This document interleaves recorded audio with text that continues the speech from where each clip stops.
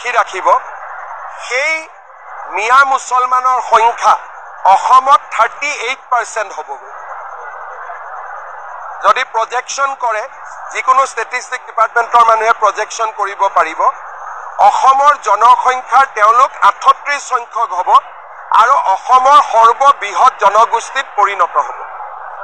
আৰু এইটো অসমৰ এটা বাস্তৱ সত্য সেই কাৰণে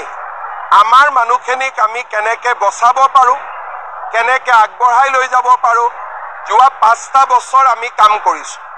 অহা বিধানসভাটো এই ধৰণৰ সমস্যাক লৈ দুখন খুব গুৰুত্বপূৰ্ণ আইন বিধানসভাৰ মজিয়াত আহিব আজি মই ক'ব খোজা নাই কোন দুখন আইন কিন্তু জাতি মাটি ভেটিক আগুৱাই লৈ যাবৰ কাৰণে দুখন আৰু ইম্পৰ্টেণ্ট বিধায়ক আহিব যদি যোৱা 30 বছৰত আমি যোৱা 5 বছৰত কৰাৰ দৰে প্ৰচেষ্টা কৰিলোহেঁতেন আজি হয়তো আমি সংকটত ভুগিব নালাগিলেহেঁতেন যি নহওক এতিয়া এখন যুদ্ধ আৰম্ভ হৈছে ইয়াক আমি আকাংক্ষিত লক্ষ্যলৈ লৈ যাব লাগিব অসমত এইবাৰ